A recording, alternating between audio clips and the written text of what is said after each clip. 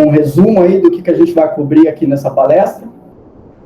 Primeiro eu vou falar sobre as classes de alucinógenos, especialmente em relação aos seus efeitos alucinógenos mais, assim, marcantes. Depois a gente vai falar sobre os alucinógenos psicodélicos em particular, falar um pouco sobre os efeitos subjetivos dos alucinógenos psicodélicos, a origem molecular, um pouco da neuroquímica e do sistema de serotonina, que é o principal sistema no qual esses alucinógenos trabalham, né, o principal sistema que eles influenciam. Aí a gente vai discutir um pouco sobre o LSD, a psilocibina, a DMT pura e na ayahuasca, e os estudos clínicos. Então chegaremos aí no final da palestra fazendo algumas considerações finais. Então, primeiramente, os alucinógenos, eles são divididos em 3 classes, basicamente. A primeira classe seria dos dissociativos. A gente tem aí o exemplo que eu trouxe na tela da Salvia divinorum, é uma planta, né, do mesmo gênero que a sálvia, que é usada na cozinha, mas é só essa espécie que produz os princípios ativos que são psicoativos. E tem aqui também na direita, né, como era vendido aí até pouco tempo atrás no Brasil, os extratos concentrados dessa planta, né, ela era encontrada tanto em natura, quanto nesses extratos concentrados aí, vocês estão vendo 100x aqui, e ela era consumida fumada, né, mas foi proibida alguns anos atrás, então hoje em dia a gente não consegue mais encontrar essa substância legalmente. Os dissociativos, eles são chamados, eles têm esse nome porque eles causam um efeito de dissociação, né? E o que é esse efeito? Quando a pessoa perde, assim, a noção de que ela está no corpo dela, como se ela não conseguisse mais definir onde que começa e termina o corpo dela, e aquelas experiências, assim, de quase morte, são experiências que a gente chama, né, de dissociativas. Então, é por isso que essas substâncias recebem esse nome e são classificadas desse jeito. Além disso, a gente tem aí a cetamina, é um anestésico utilizado desde a década de 70, tanto na prática veterinária, como na clínica, na atuação médica com pessoas mesmo. E essa substância é um anestésico. Nas doses anestésicas, ela desliga a consciência, mas em doses subanestésicas, que seriam as doses perto, né, de realmente desligar a consciência, ela tem esse efeito alucinógeno dissociativo também. Acho que esses são os 2 exemplos, assim, mais, digamos assim, comuns dessa classe de alucinógenos. A outra classe que a gente tem são os delirantes.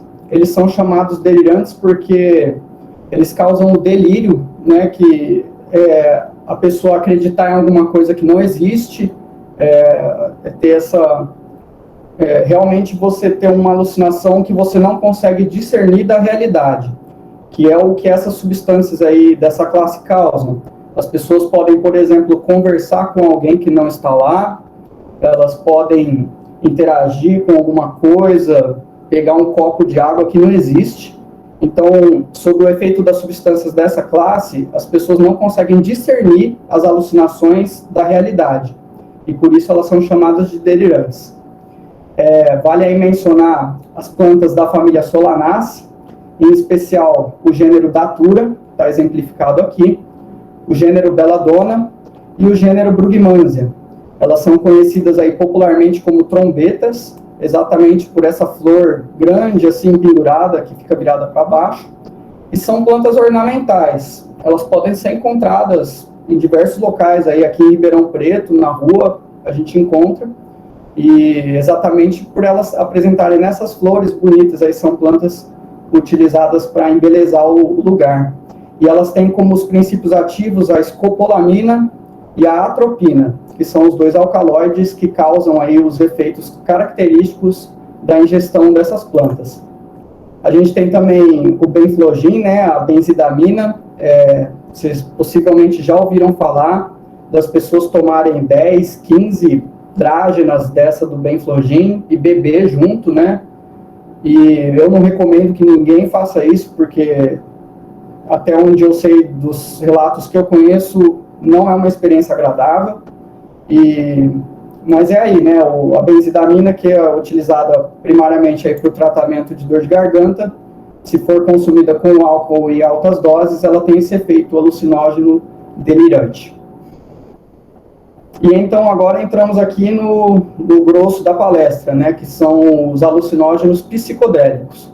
Em especial aí os alucinógenos psicodélicos clássicos, o LSD, a psilocibina, encontrada aí nos cogumelos, a dimetiltriptamina, que é o principal princípio ativo da ayahuasca, e a mescalina, que é encontrada nos cactos. Então, o LSD normalmente ele vem aí, né, ele pode ser comprado de forma ilegal, e ele vem nessas cartelas, né, e cada uma desses quadradinhos aqui seria uma dose, né, o que as pessoas chamam aí o doce. A psilocibina é encontrada principalmente nos cogumelos do gênero Psilocybe, mas como vocês vão ver aí, tem diversos outros gêneros que também produzem essa substância. A dimetiltriptamina é encontrada em algumas plantas nativas aqui do Brasil, inclusive algumas delas são utilizadas para fazer a ayahuasca, como a gente vai discutir. E a mescalina, que é o princípio ativo encontrado no peiote e na tocha peruviana. São cactos que crescem na América do Sul, nos Andes, e em altas altitudes e baixas temperaturas. E além disso, a gente tem também as designer drugs. O que são essas substâncias, né?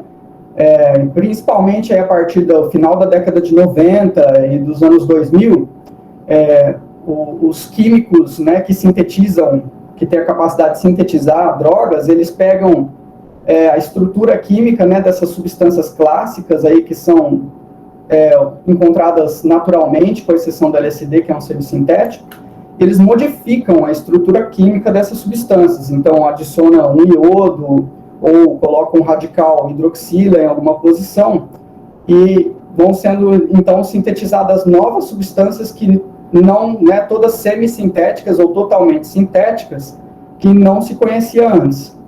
E vale mencionar especialmente aí as drogas da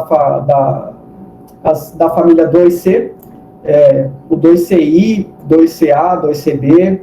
Esse X aqui está indicando a possibilidade de diferentes substituições nessa molécula, e o 25-IN-BOM.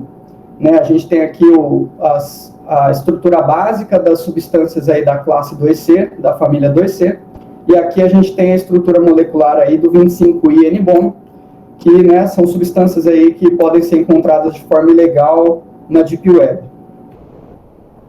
Então, vamos agora falar dos psicodélicos. Especificamente, aqui o tema da palestra vai ser o LSD, a psilocibina e a dimetiltriptamina. A mescalina, apesar dela ser classificada junto com essas outras três substâncias como um psicodélico clássico, ela tem uma estrutura química diferente, ela é de uma outra classe química e tem muito pouca pesquisa com a mescalina. Então, a gente vai focar aqui nas coisas que a gente tem mais evidência para discutir. Então, primeiramente, né, com os psicodélicos, tem algumas coisas que a gente precisa definir que são importantes para entender como que eles atuam no corpo humano. A primeira delas seria o SET e o SET. Então, a gente tem aqui o SET, ele representa o ambiente interno, né, o que se passa dentro da cabeça da pessoa. Então, as expectativas que a pessoa tem em relação à substância que ela está tomando, se ela conhece ou não o efeito, se ela está num dia bom ou ruim, essas coisas internas, né, do estado interno da pessoa influenciam bastante a experiência, assim como o ambiente externo, né, que eu trouxe aqui a foto do planeta Terra, mas a gente imagina aí, por exemplo, tomar numa festa, ou tomar em casa, tomar essas substâncias com pessoas conhecidas ou desconhecidas. Essas são todas coisas que influenciam muito a experiência. Então, o nome, né, tem esse nome específico, aí o SET para o ambiente interno e o SETING para o ambiente externo da situação em que a pessoa ingere essas substâncias. A gente tem também o uso tradicional, né, de muitas delas. Por exemplo, eu trouxe uma foto aí dos índios da Amazônia, que fazem uso da ayahuasca aí desde antes da colonização portuguesa aqui no Brasil. E a mescalina também é utilizada nesse contexto ritualístico. A gente tem relatos dos astecas com a utilização dos cogumelos psicoativos. Então, nesse contexto tradicional e cultural, essas substâncias são conhecidas como enteógenos, né? Elas são utilizadas aí como ferramentas de cura, de iniciação, né, dos mais novos na tribo e para o contato, por exemplo, com entidades divinas. Além disso, a gente pode falar um pouco, né, do abuso e da tolerância dessas drogas. Elas não são substâncias que são conhecidas por causar dependência. As pessoas não viciam, é muito difícil viciar, né? Tem casos muito esparsos na literatura científica de pessoas que realmente se tornaram dependentes dessas substâncias, e isso está relacionado também com a tolerância, porque é uma tolerância que cresce muito rápido e ela é muito forte. Então, a pessoa, por exemplo, tomou o LSD hoje, ela vai tomar LSD amanhã, não vai fazer o mesmo efeito. E se ela tomar uns 4 ou 5 dias seguidos, vai parar completamente de fazer o efeito, como se a pessoa tivesse tomado um antídoto. Então, é uma tolerância, assim, bem intensa, que começa muito rápido, mas que passa rápido também. Então, por exemplo, a pessoa tomou LSD hoje, se ela tomar LSD daqui uma semana, aí provavelmente a maior parte dessa tolerância já vai ter passado. E acontece também a tolerância cruzada. Se você ingerir LSD hoje, tomar psilocibina amanhã, nos cogumelos, por exemplo, não vai ter o mesmo efeito do que se você não tivesse tomado LSD hoje. E é engraçado esse negócio da tolerância, porque é como se fosse um mecanismo de proteção da própria substância contra a adição, né? Contra a pessoa ficar dependente. Porque não dá para tomar essas substâncias todo dia. Simplesmente o efeito não acontece, então isso é como se protegesse, né, o uso dessas substâncias de se tornar uma coisa que tem um efeito negativo, assim, né, nesse fator de ser aditivo e de causar dependência. Outra coisa também sobre os psicodélicos é a duração. Ela varia bastante, dependendo da via de administração e da substância que está sendo administrada. Por exemplo, a experiência de fumar DMT é muito curta, muito intensa e passa muito rápido. Então, a pessoa fuma DMT, uma dose dura 40 minutos, meia hora, 40 minutos. Em uma hora a pessoa já está sóbria, né? Ao contrário, por exemplo, de ingerir LSD pela via oral, que é uma dessas três aí, a que mais demora para passar, e dura aí por volta de 8, 12 horas, pode durar até mais do que isso, dependendo da pessoa e de como ela tomou no dia. Então, varia bastante a duração da experiência com essas substâncias. E outra coisa também é a dose. O LSD, por exemplo, é muito potente, é uma substância que a dose é administrada na casa de microgramas. Então, a gente está falando de 10 a menos 6 gramas. Né, é realmente uma quantidade muito pequena, são poucas substâncias que são psicoativas nessa dose. E ao contrário, por exemplo, da dimetiltriptamina e da psilocibina, né, na ayahuasca e nos cogumelos, que a dose está na casa de miligramas, que seria a dose mais comum aí que a gente vê na maior parte dos medicamentos que são encontrados para vender na farmácia. Então, temos essa variação grande aí na dose também. Então, vamos entrar agora nos efeitos, né? O que as pessoas sentem e o que acontece com elas quando elas ingerem esses tipos de substância. Acho que um dos efeitos mais clássicos é a midríase, essa dilatação da pupila. Não acontece só com os psicodélicos, mas é um sinal, assim, fisiológico bem claro de que a pessoa está sob o efeito, né, dessas substâncias. A outra coisa seria a sinestesia. Eu trouxe aqui essa foto do piano, todo colorido, porque a sinestesia é como se fosse essa mistura dos sentimentos, né? A pessoa, ela vê um som, as notas adquirem cores, como está representado aí na tela, ela sente o cheiro de uma cor, né? Então tem essa mistura entre os sentimentos. Quanto aí à percepção temporal, as pessoas relatam tanto que o tempo está passando mais rápido, quanto que o tempo está passando mais devagar. Normalmente é mais devagar, mas há relatos da alteração temporal nos dois sentidos. A gente tem as alucinações, que são, né, inclusive, que dão nome para essas substâncias. Em especial, as alucinações dos psicodélicos, normalmente, elas se limitam a alucinações visuais.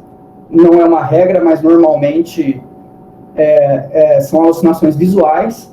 E elas têm essa característica, assim, de aumentar a saturação das cores e das coisas parecerem estar, assim, vivas, né, respirando.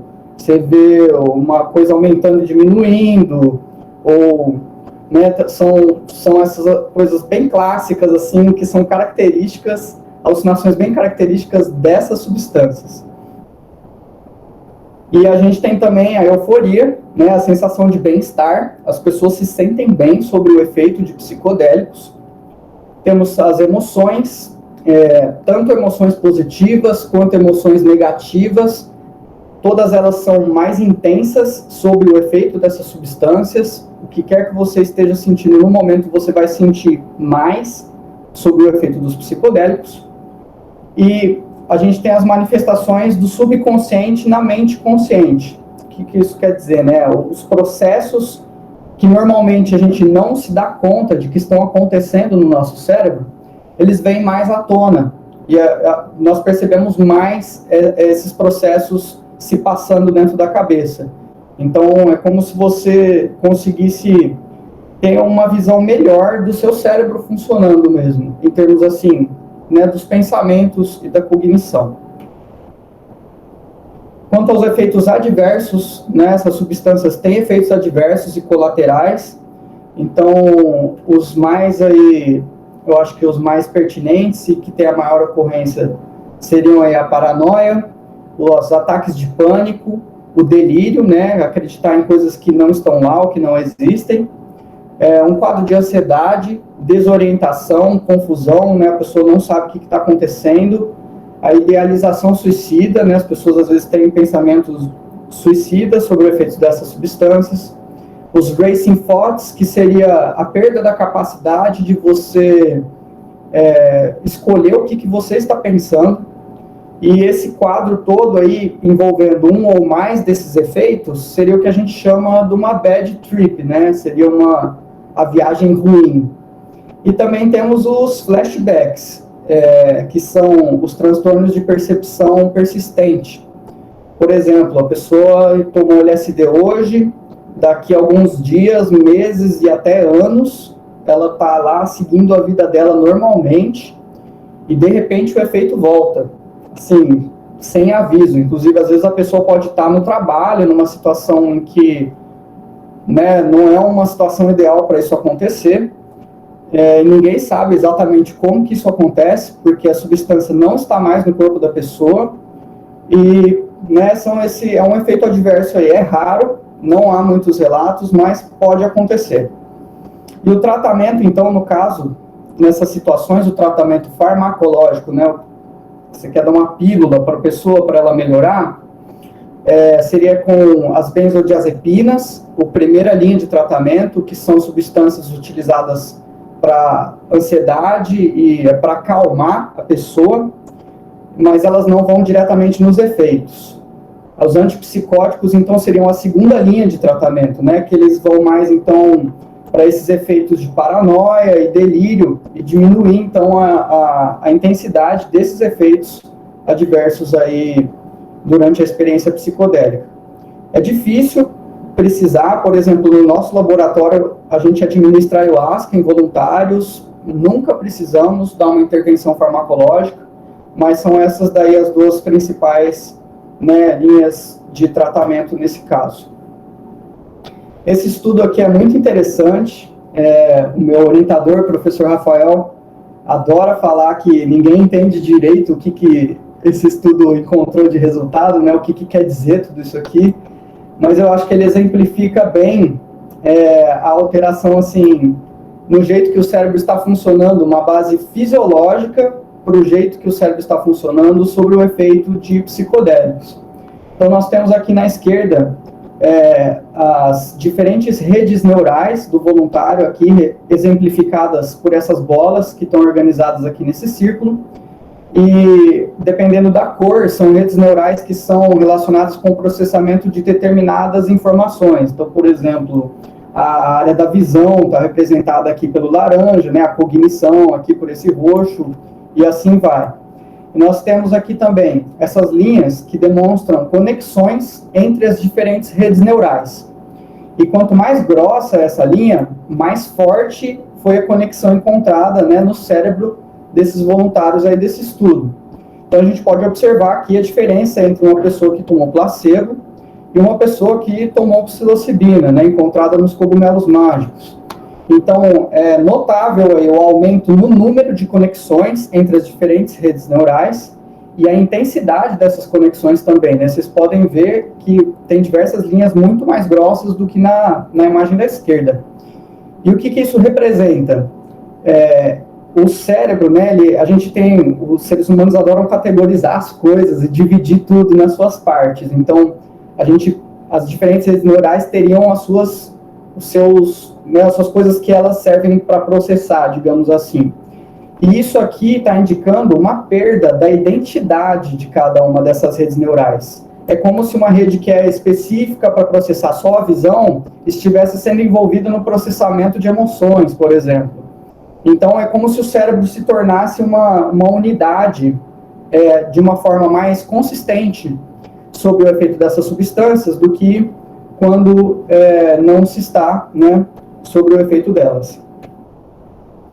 Entrando um pouco agora na neuroquímica dos alucinógenos serotoninérgicos, em especial aí da dimetiltriptamina, né, representada aqui, da psilocibina e do LSD. Vocês veem aí que eu circulei essa estrutura aqui do indol, que ela se repete aí em todas as moléculas que estão apresentadas na tela.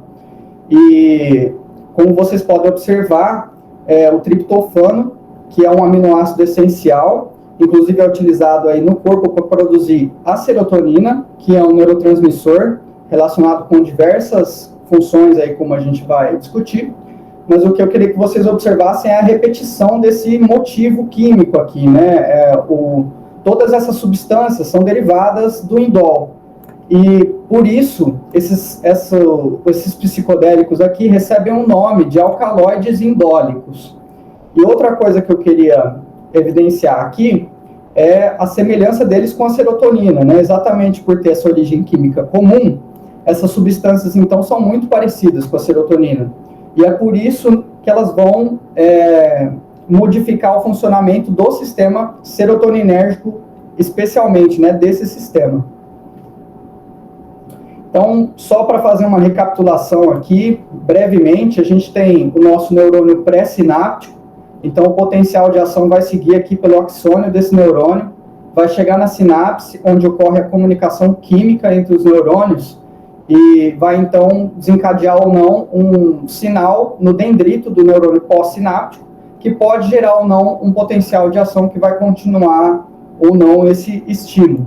Dando um zoom ali naquela sinapse, a gente tem aí o final do axônio do neurônio pré-sináptico, a serotonina sendo liberada aqui na sinapse, e o dendrito do neurônio pós-sináptico, que vai ter, então, aqui nessa membrana, receptores específicos para a serotonina se ligar. A serotonina recebe esse nome mais, digamos assim, formal, de 5-hidroxitriptamina, é abreviado, então, para 5-HT. Eu trouxe aí a fórmula estrutural dela, está aqui na direita, para manter ela fresca na cabeça. E a gente tem, então, diversas funções importantes desse neurotransmissor na manutenção da homeostase, que seria, né, o funcionamento normal do corpo. Como, por exemplo, aí, no humor, ansiedade, comportamento sexual, na agressividade, na impulsividade, nas funções cognitivas, no apetite, na dor, na regulação da temperatura corporal, no ritmo circadiano, no sono e na memória. Só para vocês terem uma ideia, né, a serotonina ela é produzida pelos corpos dos neurônios que estão localizados aqui no pedúnculo cerebral, que são chamados aí nos núcleos da RAF, E esses neurônios têm projeções que vão, então, direcionar aí o fluxo de serotonina pelo córtex cerebral, que seriam as regiões mais externas, fisicamente mesmo falando, do cérebro, que são relacionadas aí com a parte cognitiva, né, as funções mais derivadas, digamos assim, do cérebro. E nós temos também projeções desses neurônios aqui nas regiões límbicas do cérebro, que seriam, então, regiões mais relacionadas com o processamento emocional, com as funções sociais, de interação social, e as funções vegetativas, como, por exemplo, batimentos cardíacos, né? Isso aqui é só para evidenciar para vocês, né, que pelo fato da serotonina se distribuir tão amplamente pelo sistema nervoso central, é que ela tem aí essa influência nesse número grande, assim, de funções da homeostase e da manutenção da vida. E os receptores de serotonina, né? Como eles são chamados? Eles são abreviados, então o nome deles recebe essa abreviação do nome da serotonina, 5-HT, e eles recebem um número, todos eles têm um número, e eles podem ou não ter uma letra associada a esse nome. Então são 13 ou 14 receptores de serotonina, se não me engano, e como um exemplo aí a gente tem aqui o receptor 5-HT2A, ou por exemplo 5-HT2C, ou 5-HT3, né, são diversos aí, nesse número aí, 13 ou 14 receptores que recebem, então, esse nome através dessa nomenclatura. E o que os psicodélicos fazem?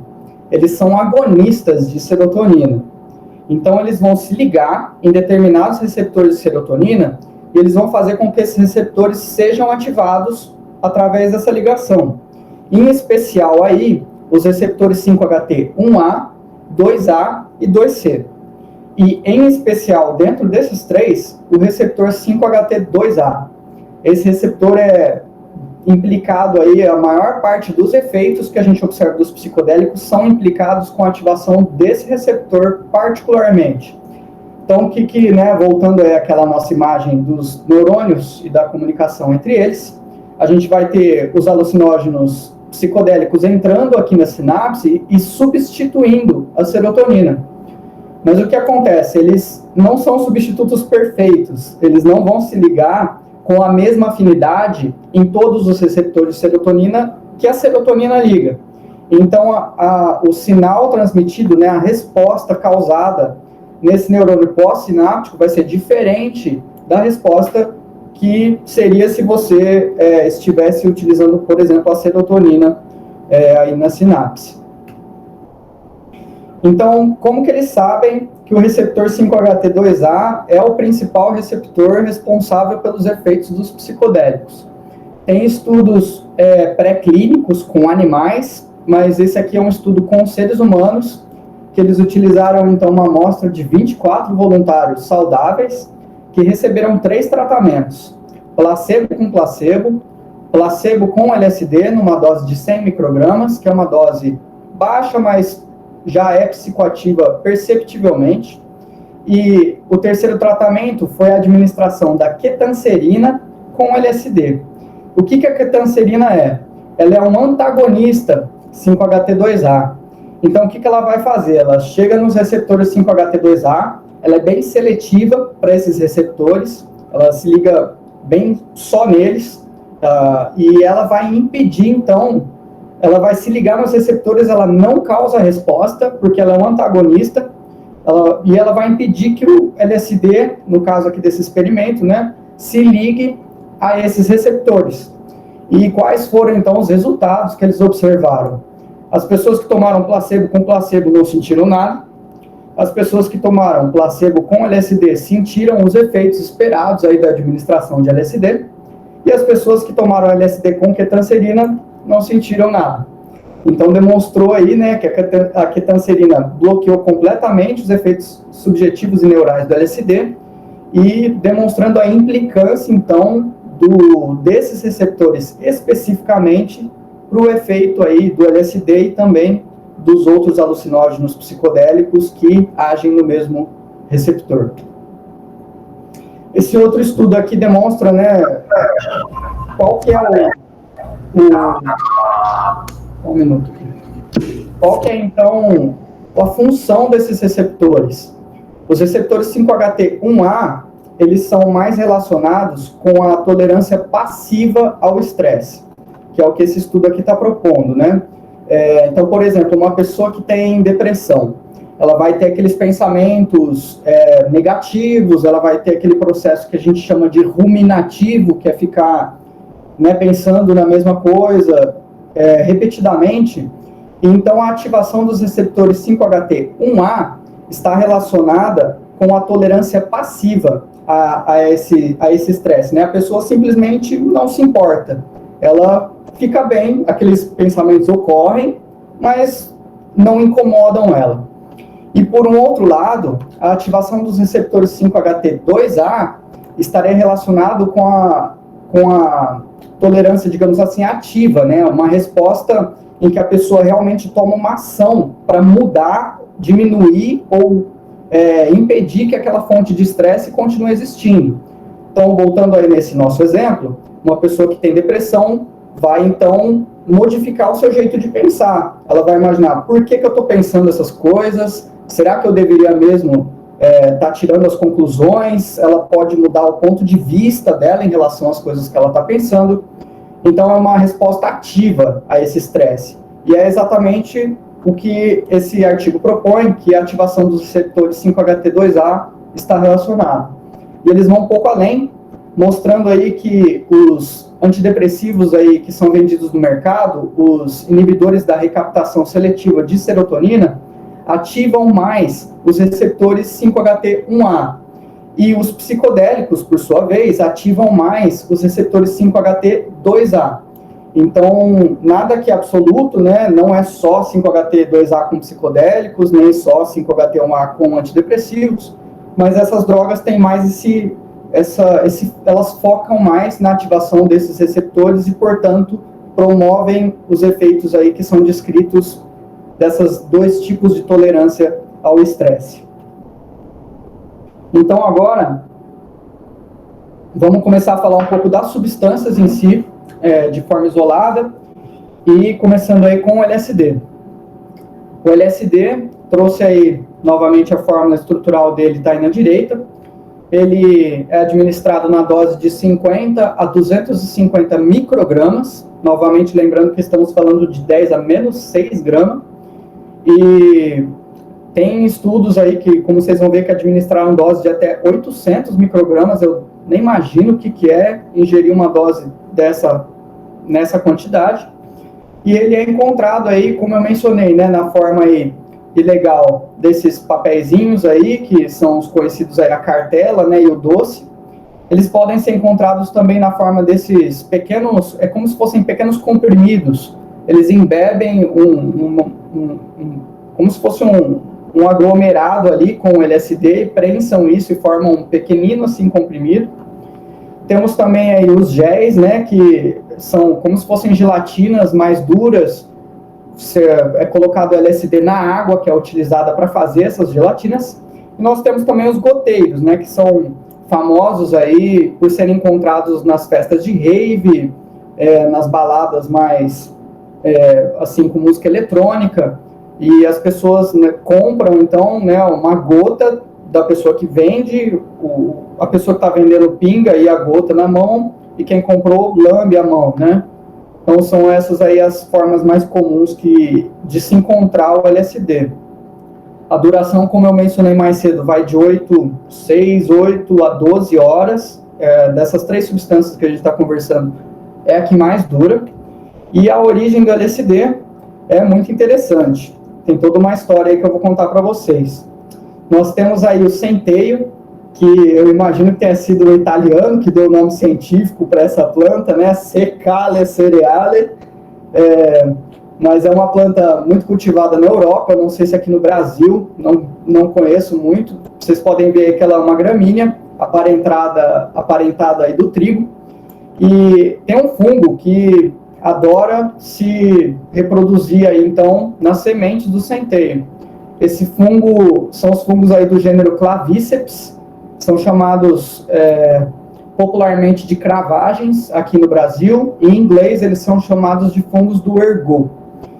E como vocês podem ver aí, essas protuberâncias pretas são os corpos de frutificação desses fungos, então, crescendo nas sementes do centeio.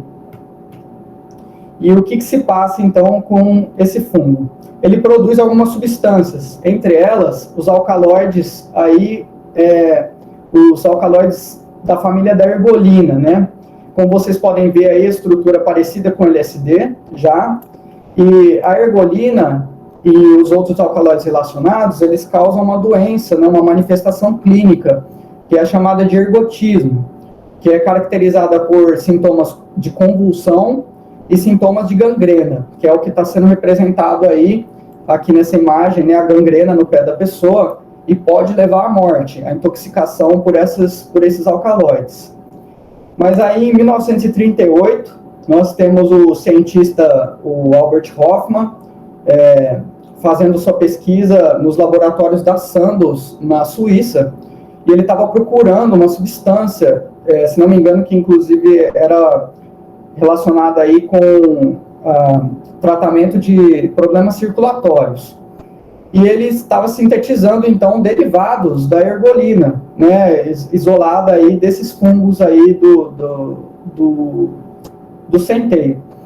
E o que aconteceu? Em 38 ele sintetizou o LSD, foi uma das substâncias que ele fez, mas ela não apresentou os efeitos que eles estavam procurando, e ela ficou meio que esquecida, né? Passaram-se aí 5 anos, até que, por algum motivo que eu não tenho certeza, eles ressintetizaram, o Albert Hofmann sintetizou de novo o LSD, e ele teve um acidente no laboratório. Essa história não é muito certa, o que realmente aconteceu, como que ele ingeriu, né? Tem alguns casos aí de que ele se espetou com um negócio, ou talvez ele coçou o olho, porque na dose de microgramas, né, qualquer coisa e resíduo que ele passar numa mucosa ali, ele vai estar ingerindo uma dose psicoativa. Então ele estava voltando para casa, depois desse dia no laboratório, e começou a sentir os efeitos na sua bicicleta. E se não me engano foi o dia 19 de abril, aí de 1943, que foi a primeira experiência com LSD do mundo, né, a primeira viagem de LSD do mundo.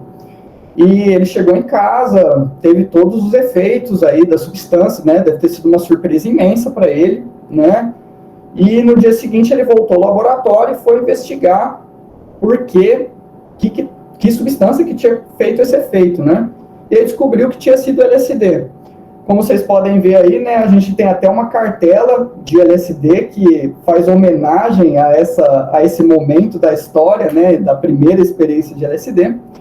E nesse dia seguinte eles investigaram, viram que era o LSD que tinha feito aqueles efeitos, e surgiu então um interesse aí do laboratório da Sandoz de comercializar essa substância para finalidades de investigação psiquiátricas, né? Porque teve toda uma teoria aí no começo dessas investigações de que o LSD e outros psicodélicos causavam efeitos que a gente chama de psicotomiméticos, que eles simulam, então, um quadro de psicose, uma esquizofrenia.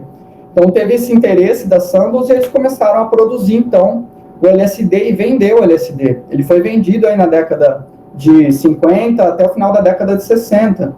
Nessa apresentação aqui, era uma ampola que vinha o líquido aí com LSD diluído numa dose de 100 microgramas, chamada de Delicid, né, LSD 25.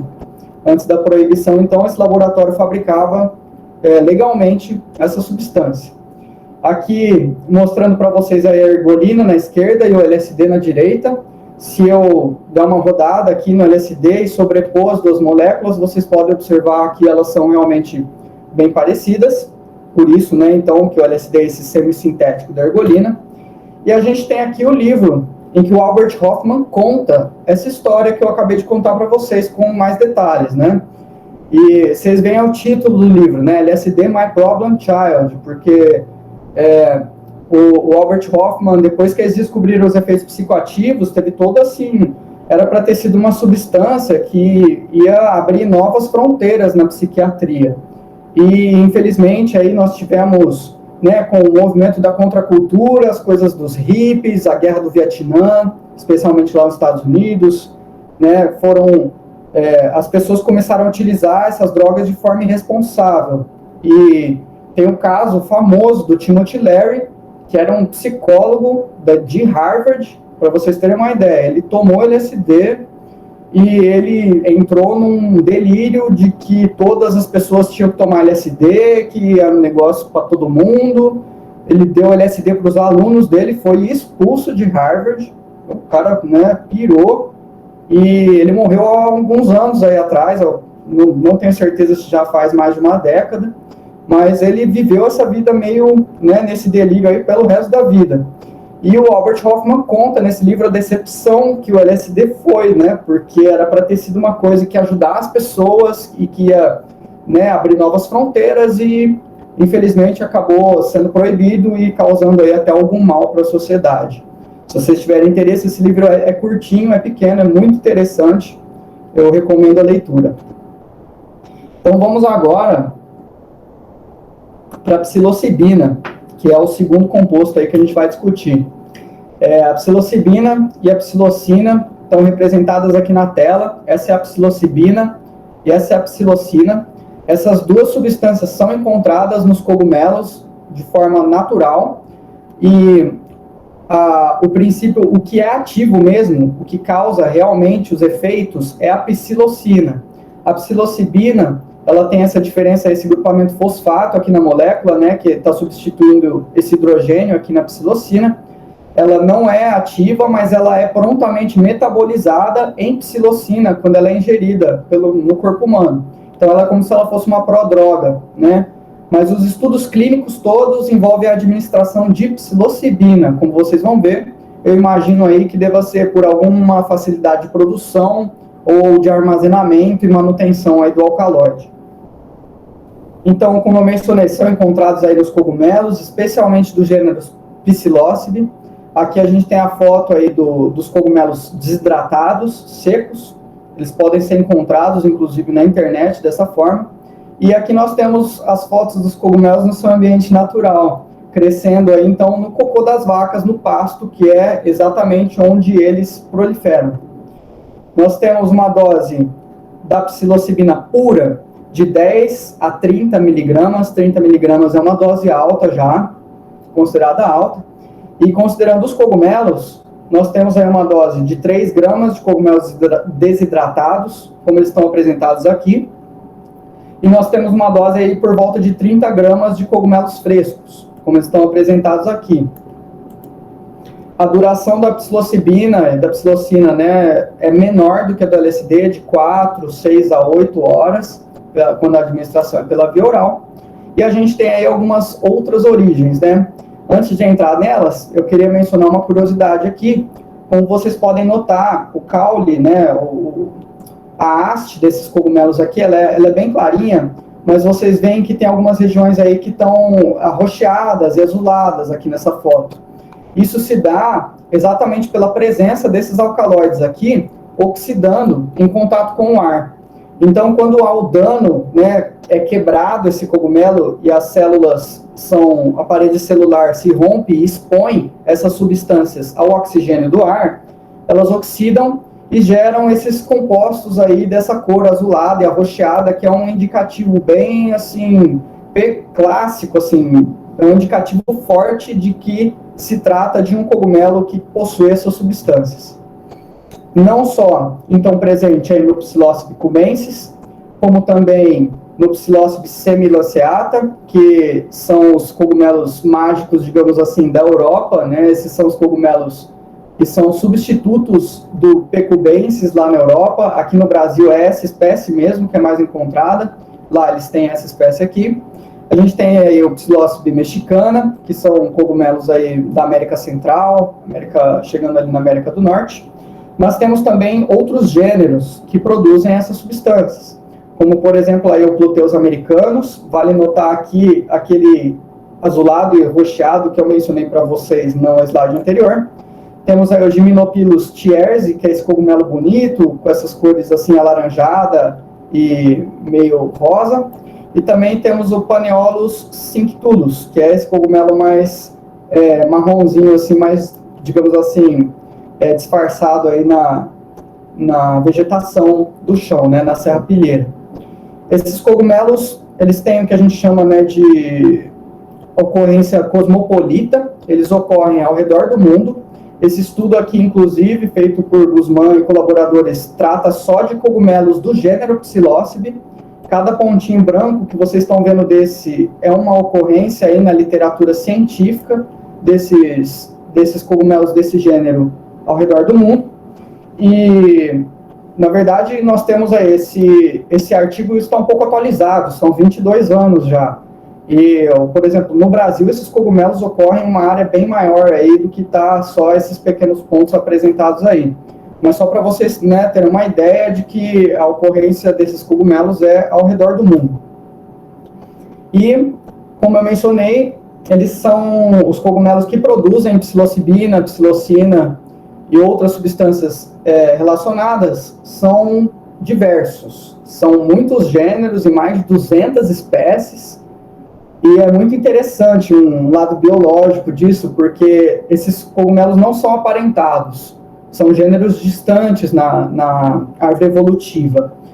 Então, como que eles produzem, né? Se eles não são derivados de um mesmo ancestral que produzia essas substâncias, como que esses cogumelos, todos de gêneros tão distantes, produzem, né?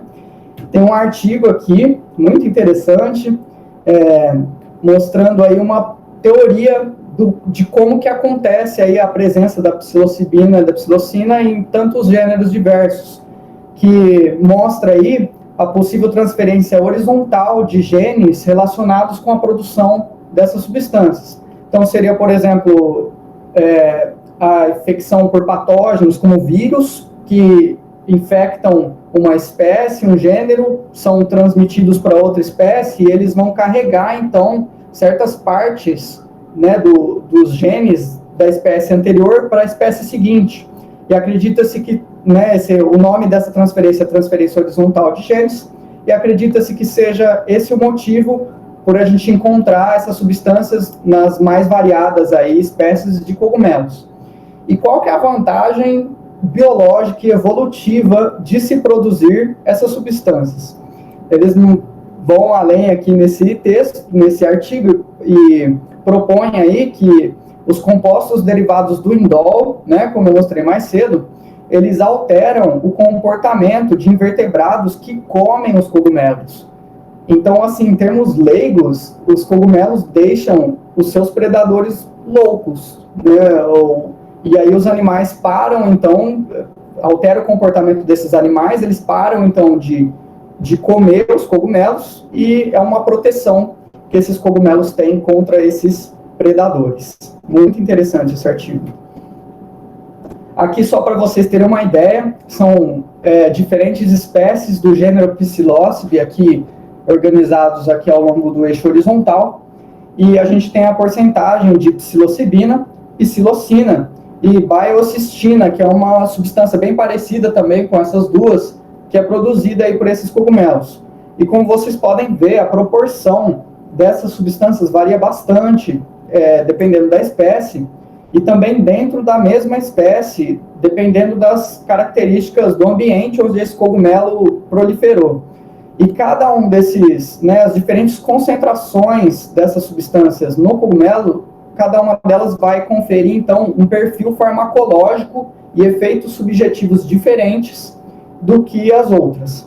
Então, tem essa variação, tanto entre as espécies, quanto dentro da mesma espécie, do efeito que a ingestão desses cogumelos causa.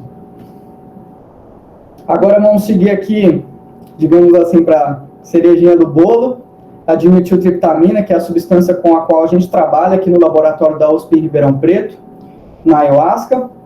Essa substância pura, ela é encontrada aí na forma de cristais, como vocês podem ver aqui nessas duas fotos. Quando esses cristais estão numa forma mais pura, a coloração aí vai mais nessa cor branca, e com alguns contaminantes aí pode, então, apresentar essa coloração um pouco mais amarelada. Quando ela é fumada, porque a dimetiltriptamina pura não é ativa pela via oral, como eu vou explicar mais para frente. Então, quando ela é fumada, é um contexto mais recreativo, as pessoas fumam DMT mais só para ter o efeito, assim, não é aquele negócio terapêutico. E a dose varia aí de 10 a 50 microgramas, né, por uma fumada, né, uma sessão. A duração vai aí de 10, 30, 40 minutos, como eu mencionei mais cedo, e isso aí vai do que, né, que já comentamos aqui, da farmacocinética, como que esse composto se comporta no corpo, né? A gente tem uma ingestão que vai direto para o sangue, o pico plasmático é muito rápido, é muito alto e é metabolizado rapidamente. Então, é aquele negócio assim, intenso e curto, né, quando a dimetiltriptamina é fumado. E as origens aí que a gente tem dessa substância nas plantas brasileiras que produzem ela. Em especial aí a gente tem a chacrona, ou rainha, é uma planta da família Rubiaceae, parente do café. Como vocês podem ver aí, as sementes são bem parecidas mesmo, elas ficam vermelhinhas, tem uma outra foto mais para frente. Então ela é conhecida como chacrona ou rainha, e o seu nome científico é Psychotria viridis. E ela então produz a dimetiltriptamina nas folhas que são utilizadas para fazer a ayahuasca. A outra planta conhecida no Brasil pelo seu conteúdo de dimetiltriptamina é a jurema preta, que inclusive foi a planta utilizada aí no meu TCC, como eu vou mostrar. Ela é bem característica aí, né? É uma planta da família Fabaceae, das leguminosas, com as folhas aí bem características da família e essa inflorescência também bem notável dela. E ela é conhecida, a jurema preta, né? Conhecida, nomeada aí cientificamente como Mimosa hostilis ou Mimosa tenuiflora, são sinônimos. E essa planta produz e armazena a dimetiltriptamina nas cascas da raiz. E a concentração de dimetiltriptamina na mimosa é muito maior do que na psicótria. Por massa, 1 grama de cascas da raiz de Mimosa hostilis tem uma concentração maior de dimetiltriptamina do que 1 grama de folhas de Psychotria viridis. Então, falando um pouquinho aí, né, da minha IC e do meu TCC, a gente investigou diferentes solventes na extração de dimetiltriptamina das cascas de Mimosa hostilis. A gente fez esse trabalho em parceria aí com a USP aqui de Ribeirão. Essas fotos são todas no laboratório de química aqui da USP de Ribeirão. Então, como vocês podem ver aqui, a gente tem as cascas da raiz de mimosa. Aqui a gente tem o Erlenmeyer aí com essa solução avermelhada bem característica dessas cascas aqui de mimosa, porque elas têm uma grande concentração de taninos, que são as mesmas substâncias que dão cor para o vinho também. Aqui são 2 passos, isso aqui é logo no começo da extração, isso aqui já é uma parte mais avançada da extração, onde houve aí algumas modificações de pH nessa solução. Esse aqui sou eu, ali no laboratório de química, trabalhando aí com uma máquina que a gente chama de rota evaporador. Ela serve para, ela esquenta, né, essa solução e concentra ela e recupera o solvente, que é o que vocês estão observando aqui. E aqui embaixo nós temos então o resultado final aí desse experimento, nos diferentes solventes apolares que a gente testou nesse processo de extração. Então a gente tem aqui a extração com hexano, o clorofórmio, o diclorometano, o acetato de etila e o butanol, que são todos solventes aí que vão variando as suas características de polaridade, interação molecular aí, para a gente investigar quais deles que extraem uma quantidade maior de dimetiltriptamina da raiz. Isso eventualmente virou aí, né, o meu congresso de iniciação científica que eu apresentei na Unesp, aí na FCAV. A gente tem aqui os passos, né, da extração. Primeiro aqui a raiz pulverizada, depois a adição do álcool. Aqui é o processo de filtragem para separar o material botânico, né, do solvente. A gente tem aqui o rotoevaporador para concentrar essa solução. Aqui é um passo para extrair gorduras dessa solução. Esse foi um passo depois da gente alterar o pH, basificar esse extrato que estava ácido. Aqui são os extratos aí com o diclorometano e com o hexano, respectivamente, para remover a dimetiltriptamina dessa solução. E, como eu mostrei para vocês, aí o resultado final desse projeto. E, eventualmente, isso se transformou no meu TCC, que eu defendi aí no final de 2017, e a gente publicou um artigo baseado aí nesses dados que a gente fez nessa pesquisa. A gente alterou algumas coisas, vocês podem ver aí que o título mudou bastante. A gente melhorou algumas características de execução, assim, né, de como tinha sido feito esse projeto, e publicou esse artigo. Ele está numa revista aberta. Se vocês quiserem, alguém quiser dar uma olhada aí, só procurar na internet ou me pedir que eu mando. Então, agora vamos falar um pouquinho da DMT na ayahuasca, né? Estávamos discutindo a DMT pura. Na ayahuasca, a gente tem que discutir um pouco antes uma outra coisa, que é uma enzima produzida pelo nosso corpo. E essa enzima chama monoamino-oxidase A, abreviada aí para MAO-A. Eu trouxe aí a estrutura dela aqui para vocês terem uma ideia, né, de como ela se organiza. E essa enzima ela é expressada especialmente aí em duas regiões do corpo que nos importam mais. A primeira delas é no trato gastrointestinal. Essa enzima ela nos protege de certas substâncias que a gente ingere na nossa comida no dia a dia mesmo. Então, especialmente a tiramina é uma dessas substâncias que essa enzima degrada. E a tiramina é encontrada em carnes envelhecidas, coisas enlatadas, queijos, aqueles queijos que têm os fungos, como por exemplo o camembert, o brie, o gorgonzola, são todas, a tiramina é um resultado da degradação de proteínas. Então todas essas coisas que têm carne, derivados do leite, envelhecidos, vão ter quantidades grandes de tiramina. Então essa enzima, a MAO-A, nos protege, degradando essa substância e outras, para que elas não cheguem na circulação sanguínea. E outro lugar onde essa enzima é muito expressa é no sistema nervoso, especialmente no sistema nervoso central, onde ela é um regulador de concentrações de neurotransmissores, em especial da serotonina, da norepinefrina e da dopamina. Então, essa enzima degrada esses neurotransmissores e controla as concentrações deles nas sinapses. Essas são aí as duas localidades onde essa enzima é mais expressa e tem uma função mais importante. Porém, a gente tem um problema. Essa enzima também degrada a dimetiltriptamina, que é uma monoamina. E qual que é o problema? Se você, então, ingerir a dimetiltriptamina pela via oral, ela não vai conseguir passar pelo trato gastrointestinal e chegar na circulação sanguínea para produzir os seus efeitos. Então, o que nós precisamos fazer? Desligar essa enzima. A gente precisa, né, inibir o funcionamento dela para a gente poder, então, ter a dimetiltriptamina passando pelo trato gastrointestinal, ao ser ingerida pela via oral, e poder, então, produzir os seus efeitos no corpo humano. E aí que entra, né, a ingenuidade da ayahuasca. Né? A ayahuasca é feita, como eu mencionei para vocês, a partir da fervura prolongada aí da Psychotria viridis, que contém, então, a dimetiltriptamina, que é o principal princípio ativo da ayahuasca. E a gente tem também uma outra planta que é utilizada para fazer a ayahuasca, que é o cipó mariri, nomeado aí cientificamente como Banisteriopsis caapi. Isso é utilizado, então, na ayahuasca. O caule desse cipó é uma planta nativa como a Psychotria viridis da floresta amazônica. E os índios descobriram, então, que a combinação, né, do cipó com a Psychotria viridis, né, do cipó mariri com a chacrona, tornava o efeito da chacrona ativo pela via oral. Isso acontece através das substâncias encontradas nesse cipó, que são da classe das beta-carbolinas. Essas substâncias, eu trouxe as três aí mais abundantes na ayahuasca, a armina, a armalina e a tetrahidroarmina, são as três.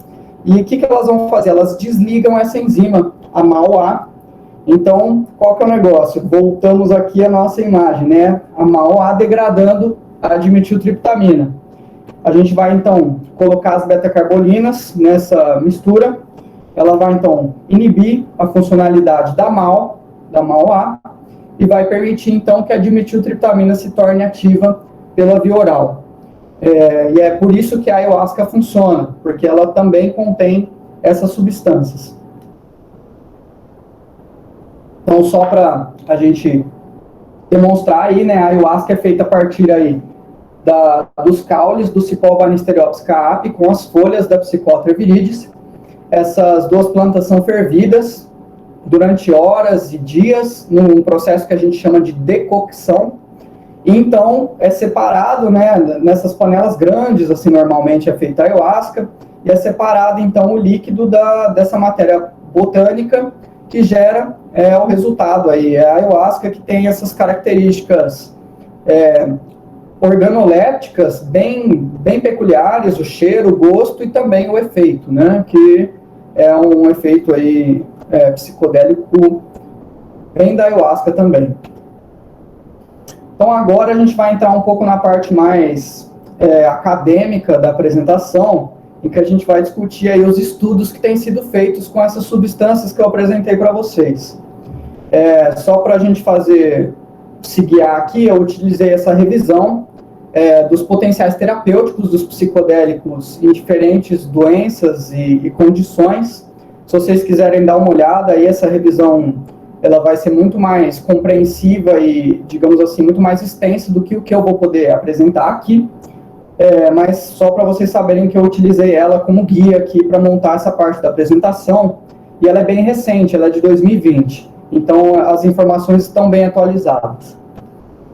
Então, um overview aqui dos efeitos dessas substâncias terapêuticos, né? A gente tem aí estudos que investigam essas substâncias para ansiedade decorrente de doenças graves e terminais, como, por exemplo, no câncer.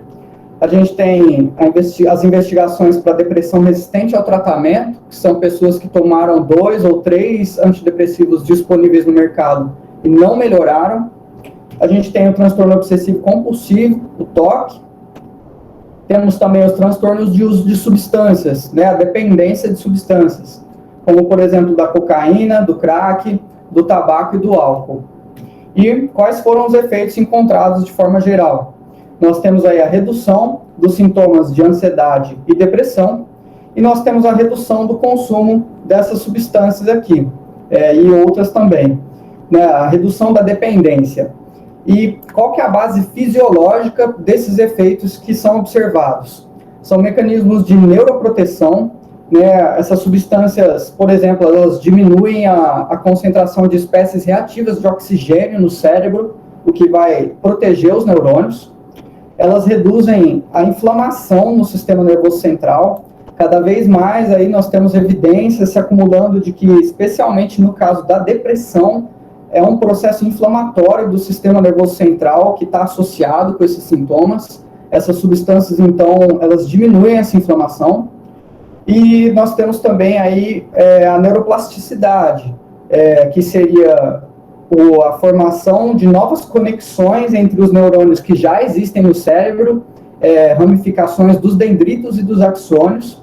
E nós temos também a geração de novos neurônios, são produzidos novos neurônios, né? Então, todos esses três efeitos fisiológicos são a base para esses resultados encontrados, a principal base, né, desses resultados encontrados nesses estudos que têm sido feitos com essas substâncias. Então, entrando nos estudos aí de segurança com a psilocibina, foram um total aí de 277 voluntários em 8 ensaios clínicos, foram observados aí os efeitos adversos de confusão, ansiedade, fadiga, dor de cabeça, náusea e falta de energia. Todos esses efeitos foram reduzidos durante a experiência, né, durante os efeitos agudos da psilocibina, ou nas primeiras semanas, e um desses voluntários, desses 277, necessitou de psicoterapia. Ele teve uma instabilidade emocional, um negócio de depressão, mas com a psicoterapia sem intervenções farmacológicas, esse voluntário apresentou remissão total dos sintomas, ele foi curado. Sem efeitos adversos graves, sendo notado aí que não ocorreu comportamento de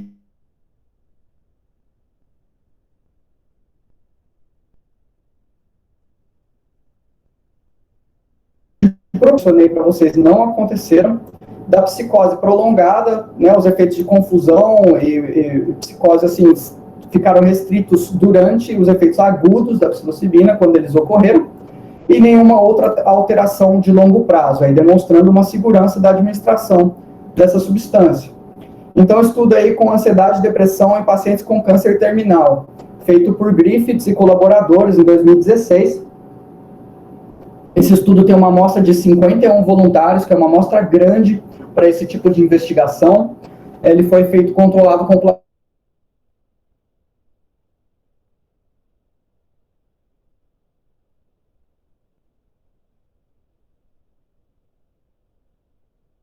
placebo, no caso aqui, a psilocibina. E eles vão, então, metade da amostra toma placebo, metade toma a psilocibina, e depois de um período, que eles chamam de período de washout, que é para passar os efeitos das substâncias testadas ou eliminar elas do corpo, eles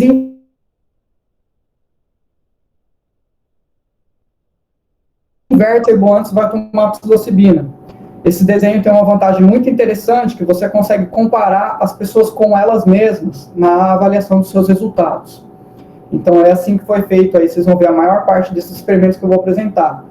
Eles utilizaram, então, uma dose placebo aí de psilocibina bem pequena, esse, digamos assim, o placebo ativo, que é para gerar essa confusão nos voluntários, para eles não saberem se eles realmente tomaram a dose que seria a dose terapêutica ou não. Então, tem esse placebo com uma dose bem pequena, de 1 a 3 miligramas, e a dose do tratamento ativo mesmo, que é a dose de 22 a 30 miligramas.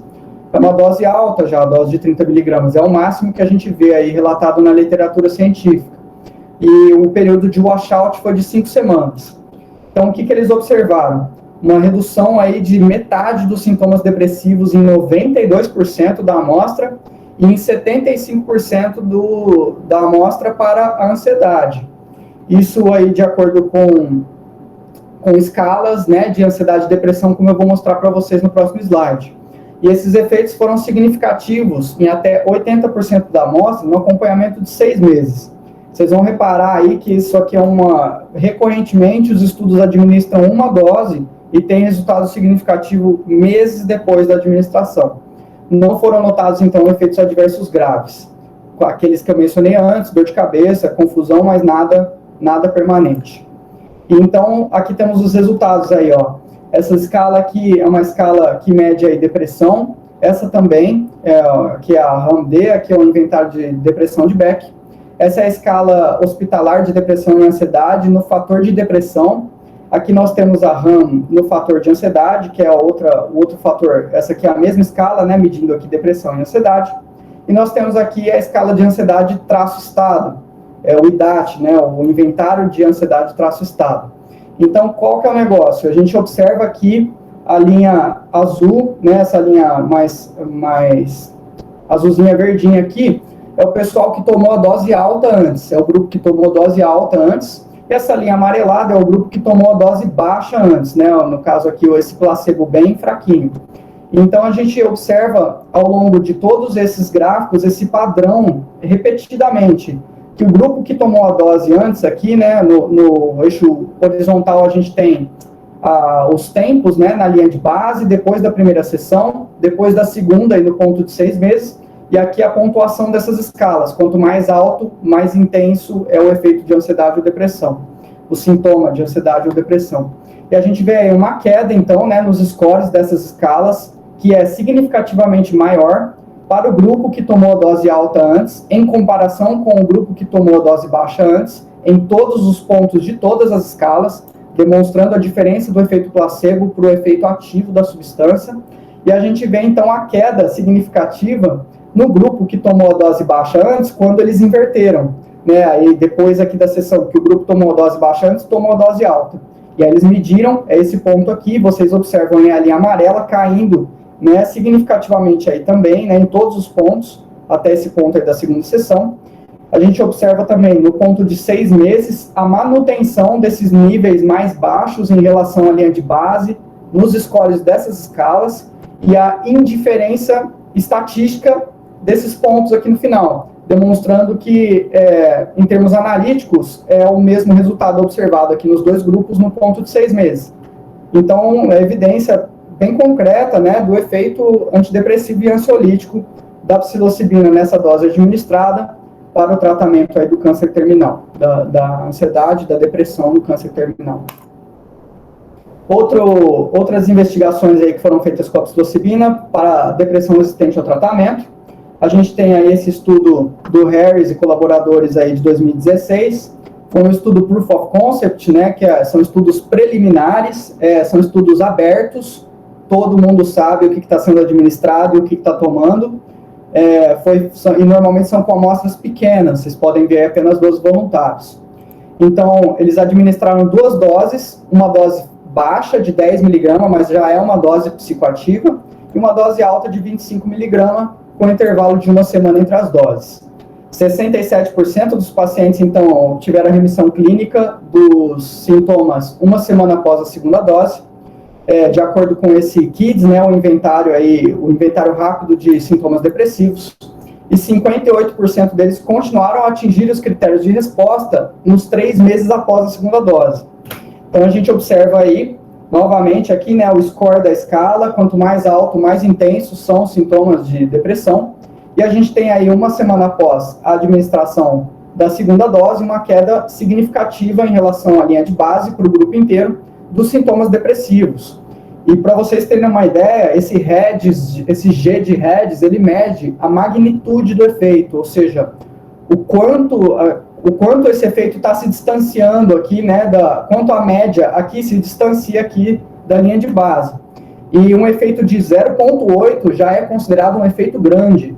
Então, vocês podem ver aí que mesmo com temos uma subida aí nos scores medidos aí por esse inventário, mas mesmo aqui no ponto de 3 meses, o efeito ainda era muito grande. Então, demonstrando aí o potencial, né, da psilocibina para depressão resistente ao tratamento. E, de fato, eu acho que já tem, os mesmos pesquisadores desse estudo aqui estão fazendo já estudos de fase 3 no Reino Unido para o tratamento de depressão com a psilocibina. Temos também os estudos de dependência, né? Eu trouxe aqui o estudo do Johnson e colaboradores de 2014. Esse estudo é bem interessante, ele foi feito com 15 voluntários saudáveis que tinham dependência de tabaco, novamente aí desse desenho aberto, né, preliminar, e eles fizeram um protocolo de tratamento com 15 semanas, que inclui aí encontros semanais, elementos de mindfulness, imaginação guiada e terapia cognitivo-comportamental. Então teve toda uma intervenção psicológica, além da administração da psilocibina, que foi então dada a esses voluntários nas semanas 5, 7 e 13, em 3 doses, que variaram aí de 20 a 30 miligramas, então foram doses fortes, doses altas, e nós temos aí que 73% da amostra parou de fumar durante o experimento, nessas 15 semanas, e 67% da amostra continuou sem fumar 1 ano depois do experimento. As técnicas convencionais, né, como a terapia cognitivo-comportamental, a bupropiona e a vareniclina, funcionam em menos de 35% dos pacientes, né? Então é o dobro de resposta que a gente tem aí para esse estudo em comparação com os tratamentos convencionais. E o que a gente observa aí? Eles mediram o nível de cotinina na urina, que é o metabólito da nicotina, e eles mediram o nível de monóxido de carbono exalado na respiração desses voluntários. Então, a gente tem aqui a média da amostra total, representada aí pela linha contínua com os quadrados, e das falhas ao tratamento, que 3 desses 15 voluntários não responderam bem ao tratamento. Estão representados aí os dados deles na linha pontilhada com os triângulos. Então, vocês podem observar aqui, né, durante aí as sessões preparatórias, aqui foi a administração da primeira sessão com a psilocibina, e já a média, logo no próximo encontro, a média já cai, tanto para a cotinina na urina, quanto para o monóxido de carbono exalado na respiração, abaixo do nível que os pesquisadores consideram como livre do tabaco, né?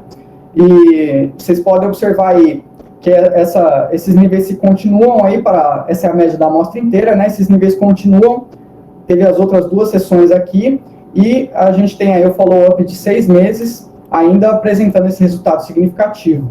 E aqui a gente tem, né, as falhas ao tratamento. Vocês podem observar que após aí a primeira sessão, a gente tem quedas, né, quando os voluntários passam pelas sessões, aqui está a sessão 3 de psilocibina, né, há uma queda nos níveis, né, desses metabólitos aí do consumo de tabaco, mas infelizmente essas pessoas não produziram a resposta que a maior parte da amostra produziu.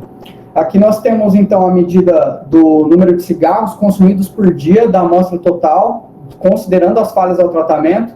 aí de uma média aí de 16 a 17 cigarros por dia, seguindo aí nos 6 meses para menos de 5 cigarros por dia. E é claro, se a gente desconsiderar aqui nessa análise as falhas ao tratamento, esse nível cai para zero. E aqui é a análise das falhas ao tratamento, né, numa média aí de 20 cigarros por dia, mesmo que eles não tenham respondido como o resto da amostra respondeu, houve uma redução, então, no consumo de tabaco desses voluntários também.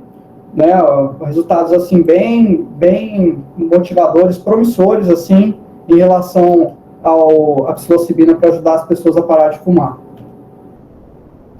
Agora nós vamos seguir aí para o LSD.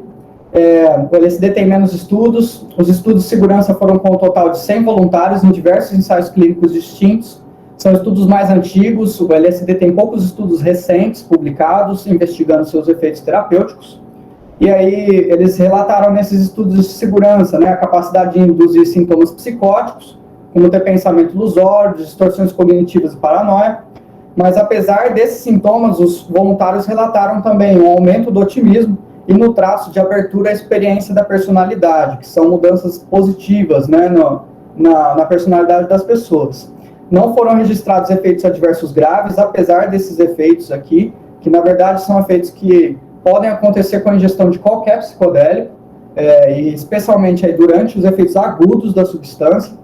E os efeitos adversos relatados foram o aumento da pressão cardíaca e da frequência cardíaca e da pressão arterial, e da temperatura corporal, mas, como eu mencionei, esses efeitos adversos que cessam com o fim da experiência. Então, para ansiedade e depressão em pacientes com doenças terminais, temos esses dois estudos do Gasser e colaboradores de 2014 e 2015. Foi um estudo com grupos paralelos, com 12 voluntários, duplo cego controlado com placebo. Eles administraram aí doses, então, de 20 a 200 a dose do placebo foi de 20 microgramas, que é aquele placebo com uma dose bem pequena, que é para gerar o confundimento. E a gente tem a dose de tratamento ativo, que é uma dose de 200 microgramas, é uma dose já considerável, aí média, uma dose média de LSD, com espaçamento aí de 2 a 3 semanas entre aí os tratamentos. E aí a gente tem, então, que 11 voluntários desses 12 já tinham histórico de depressão, síndrome do pânico e ansiedade, e apenas foi encontrada, então, uma tendência para redução da ansiedade, de acordo com a escala que eles utilizaram aí, mas sem efeitos colaterais clínicos significativos. Então, aqui apresentando os resultados desse estudo para vocês, aí, do inventário de ansiedade traço-estado.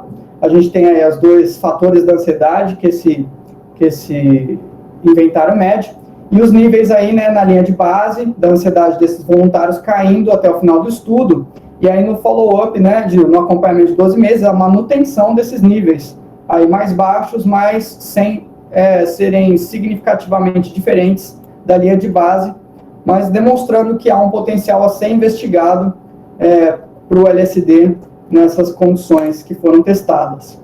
Além disso, a gente tem um estudo do Krebs e Johansen, de 2012, foi uma meta-análise, que é um estudo que combina os resultados de diversos estudos e analisa todos eles juntos, então dá mais embasamento estatístico, né, dá uma força maior para os resultados que você encontra. Então, eles compilaram aí 6 estudos duplo cego e randomizados, que foram feitos de 66 a 70. No total, uma amostra de 536 voluntários, é uma amostra muito boa, com alto poder estatístico, dos quais 60% aí, então, receberam LSD. Então, a gente tem as doses aí de 200 a 800 microgramas no tratamento ativo mesmo. Como eu mencionei para vocês, não tenho a menor ideia do que é uma pessoa tomar 800 microgramas de LSD, é uma dose muito alta. E como placebo, eles usaram então o placebo inativo, uma dose baixa de LSD, a anfetamina e a efedrina, né, para causar esse confundimento. E o LSD foi então associado a uma redução no uso problemático de álcool de 2 a 6 meses após a administração. Os resultados foram mais favoráveis do que a naltrexona. A naltrexona é a primeira linha de tratamento para dependência de álcool que a gente tem hoje, e ela exige administração diária, então uma dose de LSD fez mais efeito do que a naltrexona, e os efeitos colaterais clínicos não foram, assim, nada sério. Então aí, né, demonstrando, acabando LSD, entrando agora na ayahuasca, demonstrando aí já a psilocibina e o LSD, esses estudos com esses efeitos terapêuticos que eu apresentei para vocês. A ayahuasca já era consumida, né, nos rituais religiosos, então começou-se a fazer estudos observacionais, que os pesquisadores iam lá ver as pessoas que já tomavam ayahuasca e medir variáveis e comparar elas com pessoas que não tomavam ayahuasca. Então, esse primeiro estudo de 96 foi feito com 15 usuários de longo termo, aí, né, usuários de anos de ayahuasca, em comparação com 15 controles pareados, e eles não encontraram, então, qualquer evidência de problemas nessas cognitivos ou na personalidade dessas pessoas. Inclusive, aí apareceu aí pelos resultados desses estudos que essas pessoas têm uma menor incidência, né, houve uma redução de psicopatologias nessas pessoas que tomavam ayahuasca depois que elas começaram a tomar. Então, a gente segue aí, depois de 96, esses estudos, como vocês veem, em 99, 2001 e 2003, esses foram os estudos de segurança da ayahuasca, onde eles avaliaram aí como que essa substância se comporta no corpo humano, os efeitos subjetivos, como que ela é metabolizada. Foi encontrado aí que não parece haver efeitos significativos graves com a administração da ayahuasca, principalmente a náusea, o vômito, aumento da frequência cardíaca, pressão arterial, que são sintomas clássicos, são sintomas adversos clássicos aí da administração de psicodélicos, mas nada grave. Então, seguiu-se aí esse estudo já de 2012, do meu orientador, professor José Carlos Bouzo, lá da Espanha. Eles fizeram, então, um estudo bem legal, com 127 usuários regulares de ayahuasca, pareados aí contra 15 controles, 115 controles. E o que eles mediram? Essas pessoas que já usavam ayahuasca há muito tempo, e esses controles na linha de base do experimento, eles aguardaram 1 ano dessas pessoas, né, continuando a usar ayahuasca, e essas que não usavam continuaram sem usar, e 1 ano depois eles mediram as mesmas variáveis de novo. Então, o que eles verificaram nesse estudo? Que as pessoas os usuários de ayahuasca, fizeram scores menores em todas as medidas de psicopatologias, né, de doenças mentais, havia uma menor incidência nos usuários regulares, melhor performance em diversos testes que são utilizados aí para avaliar memória e cognição. Os usuários de ayahuasca também tiveram scores maiores de orientação espiritual, propósito da vida e bem-estar psicossocial. E essas diferenças observadas já na linha de base foram mantidas contra os controles 1 ano depois nesse acompanhamento. Não houve evidências de psicopatologias, né, de mau ajustamento psicológico, de problemas de deterioração na saúde mental ou de problemas cognitivos no grupo que utilizava a ayahuasca. Então, a gente tem esses estudos observacionais demonstrando aí um potencial possivelmente terapêutico da administração de ayahuasca. Então, foram feitos aí, entramos agora nos ensaios clínicos, né, que seriam os estudos onde os voluntários vão no laboratório para tomar ayahuasca num ambiente controlado. Esse estudo foi o primeiro estudo com depressão e ayahuasca publicado no mundo, pelo meu grupo de trabalho. Aí vocês podem ver a professora Flávia Osório, o meu orientador, professor Rafael, o Jaime, que é o chefe lá do nosso laboratório, professor Kripa. E o que a gente tem aqui nesse estudo, então? Foi um estudo preliminar, com 6 voluntários, em que eles administraram 1 dose de ayahuasca e mediram, então, os scores nas escalas de depressão da RAMS e da MADRS. Essas são 2 escalas que medem sintomas depressivos. Aqui a gente tem uma escala YMRS, uma escala de sintomas maníacos, que é para verificar efeitos colaterais.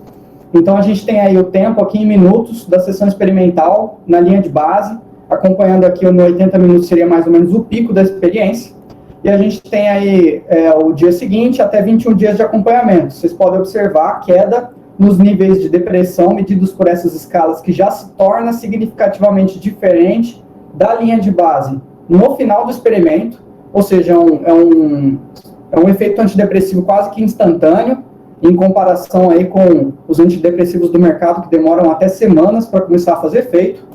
E a gente tem a manutenção da significância estatística desses resultados até o dia 21. Então, a administração de 1 dose, com efeito antidepressivo, até 21 dias depois. Seguindo aí desse experimento, né, o pessoal do meu laboratório adicionou 11 voluntários nessa amostra e publicou esse novo artigo, que eles adicionaram mais uns dados, uma nova escala, que é a escala de ACADS, de efeitos dissociativos, que é um outro efeito colateral. E a gente observa aí novamente, né, nesses 17 voluntários, a queda significativa já aí durante os efeitos agudos da ayahuasca nos sintomas de depressão, que se mantém significativa até 21 dias após. Como vocês podem ver, eu esqueci de comentar, né, os níveis de mania, né, de sintomas maníacos medidos aqui pela escala YMRS se mantiveram todos aí bem baixos ao longo do experimento, e os níveis de dissociação medidos pela CADS, que vão aqui aumentar no pico da experiência, que é um efeito adverso esperado mesmo, mas que esses níveis caem aí e se tornam aí não mais diferentes do início da sessão experimental, já no final aqui no ponto de 180 minutos. Então, o último experimento publicado, a gente já está chegando aqui bem no final, o último experimento publicado com a ayahuasca para depressão resistente ao tratamento foi feito com o pessoal lá do Instituto do Cérebro, na Universidade Federal do Rio Grande do Norte, mas em parceria, vocês podem ver a professora Flávia, o meu orientador, o professor Rafael, está aqui também, a gente trabalha, né, junto com eles em diversos artigos, e temos aí, então, um estudo com 29 voluntários com depressão resistente ao tratamento, controlado com placebo, esse estudo. Então, agora a evidência já chega num outro patamar de confiabilidade da evidência, né? Então, nós temos aí os scores aí da RAM-D e da MADRS, as mesmas escalas, e a gente tem aí o grupo ayahuasca e o grupo placebo, né? 14 pessoas ou 15, foi bem na metade da amostra, 14 tomaram ayahuasca e 15 placebo, ao contrário. E o que a gente tem é uma média, né, dos scores dessas escalas com uma queda significativamente maior no grupo ayahuasca do que no grupo placebo. Como vocês podem observar aqui também na MADRS, a gente tem, né, na linha de base no dia 7, a mesma coisa aqui na linha de base no dia 7, a manutenção desses níveis de depressão mais baixos ao longo aí do acompanhamento em relação ao placebo. E aqui a gente pode observar o efeito placebo passando, né, desse dia 2 ao dia 7, em contraste aí com o efeito antidepressivo da ayahuasca. Então, esse foi o último estudo feito, né? Vocês podem observar, inclusive, que as médias dos scores do grupo ayahuasca eram maiores do que do grupo placebo, e a gente tem mesmo assim essa diferença estatística aí desses resultados. Muito legal esse estudo aí, está servindo de base para o que a gente está seguindo aí para fazer no meu laboratório, no meu doutorado, que vai ser novamente investigar os efeitos antidepressivos da ayahuasca. Então, agora a gente chega aí no fim das coisas que eu tinha para mostrar para vocês. Vamos fazer algumas considerações finais, né? A psilocibina e o MDMA, que a gente nem conversou sobre o MDMA, mas ele também está sendo utilizado, já está em fase 3 de pesquisa, que é a última fase antes de virar um medicamento, para o tratamento de estresse pós-traumático nos Estados Unidos. Então, essas duas substâncias aí foram declaradas como Breakthrough Therapies pela FDA nos Estados Unidos, né, pela Food and Drug Administration, e demonstra, né, demonstra o reconhecimento das pessoas que regulamentam essas substâncias e dos cientistas, né, que investigam elas, de que tem um potencial terapêutico a ser explorado com a utilização da psilocibina do MDMA, que são as que têm mais evidência aí de que realmente tem um efeito um efeito positivo que pode ser usado para ajudar as pessoas. Além disso, temos o uso milenar dessas substâncias, a ayahuasca com os índios aqui no Brasil, os cogumelos com os astecas, essas substâncias têm teorias que dizem que o surgimento da consciência nos seres humanos está relacionado com o uso de psicodélicos. Vai longe a investigação sobre a relação, né, dos seres humanos com essas substâncias. Então, eu acho que a gente não pode ignorar esse conhecimento empírico que existe, cultural, na raça humana, que é combinado aí, derivado do uso dos psicodélicos. Nós temos aí, como eu mostrei para vocês, potenciais terapêuticos promissores, os efeitos colaterais são aceitáveis, tem pessoas que pode acontecer de desencadear uma crise paranoica, os delírios, esses efeitos colaterais acontecem. Uma seleção cuidadosa das pessoas que ingerem as substâncias parece diminuir bastante a chance disso acontecer. Nós nunca tivemos um evento desse no nosso laboratório. Nós fazemos uma seleção psicológica intensa, assim, dos voluntários. Tem pessoas que não podem participar mesmo, como o caso de esquizofrenia na família, por exemplo. Mas, valendo aí, é tudo um custo e um ganho, né, que a gente tem com os efeitos colaterais e com os efeitos terapêuticos. E o balanço nessas substâncias, eu acredito que é positivo. O saldo é positivo, principalmente se a gente tomar os cuidados que devem ser tomados para a administração dessas substâncias em seres humanos. E, né, com cautela e paciência e evidências científicas, a gente vai seguindo para realmente dizer se esses efeitos existem. Porque, por exemplo, no caso do CBD, que eu trouxe ali, o canabidiol, é outra substância muito pesquisada no meu laboratório, mas o canabidiol virou meio uma panaceia, né? Cura para tudo. Tem creme que você passa na pele de canabidiol, tô com dor no dedo, toma canabidiol. Tá sol, toma canabidiol, né? Então, eu acho que isso não pode acontecer com os psicodélicos. A gente já tem essa experiência aí histórica de ter dado errado no passado, né, das pessoas não terem a responsabilidade do uso dessas substâncias. Como tudo, essas substâncias são ferramentas e, né, somos nós que damos o uso para elas. Elas podem, como um martelo, pode ser utilizado para matar alguém, ou pode ser utilizado para construir a construção mais bela que já foi feita. Então, são as pessoas que dão o uso para as ferramentas. E os psicodélicos nada mais são do que ferramentas que devem ser utilizadas da forma correta e responsável. Eu queria agradecer aí o professor Jaime, o chefe lá do nosso laboratório, o professor Rafael, meu orientador, amigo e mestre, a Juliana, né, que estava lá no laboratório desde antes de eu entrar, minha companheira de trabalho, a professora Flávia, que participou ativamente aí da randomização de diversas facetas aí dos experimentos que a gente tem feito, o Dr. José Carlos Bouzo, meu orientador, né, como eu mencionei, lá da Espanha, de Barcelona, e o Lucas, né, que está entrando aí com a gente, já entrou faz um tempo já no laboratório, e está fazendo seu mestrado aí com a gente também, companheiro aí de trabalho. Eu deixo aí, então, minha gratidão pela atenção de vocês, o meu contato está aqui no canto, o meu e-mail é gionorossi@gmail.com. Se vocês quiserem também, com essa modernidade toda, entrar em contato comigo no Instagram, é @gionorossi, e eu agradeço muito aí a oportunidade de estar falando aqui na Jabu para vocês. Muito obrigada, Jordano. Foi uma palestra muito boa, de verdade. Aí agora a gente tem um tempinho para fazer as perguntas e eu vou ler aqui do chat para você, tudo bem? Claro. A Janaína, ela desejou uma boa noite. Agradeceu por você ter aceitado ter participado da Jabu. Uhum. E ela quer saber quanto aos florais, se eles têm efeitos parecidos com psicodélicos, já que existem florais para insegurança, medo, autoestima e outras coisas. Os florais seria mais ou menos em relação assim a medicamentos homeopáticos? Acredito que sim. Eu devo admitir assim, eu não tenho experiência com homeopatia. As coisas que eu conheço assim desses alucinógenos das plantas que são usadas como medicamentos, são todas relacionadas com o uso de psicodélicos. Em relação à homeopatia, a gente tem aí a administração de microdoses, né? Por exemplo, muita coisa assim do pessoal lá do Vale do Silício, nos Estados Unidos, que toma LSD em microdoses e tudo, mas não há evidências fortes e concretas, científicas, de que isso funcione.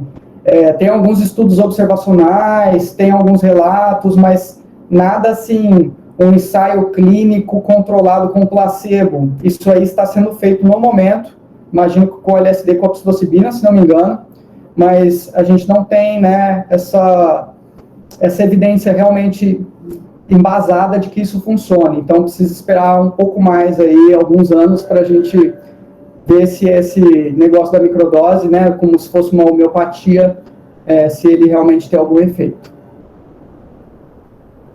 Entendi.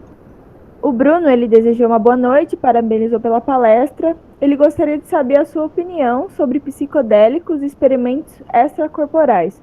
Se você tem alguns dados sobre experiências extracorporais e como os psicodélicos se relacionam com elas.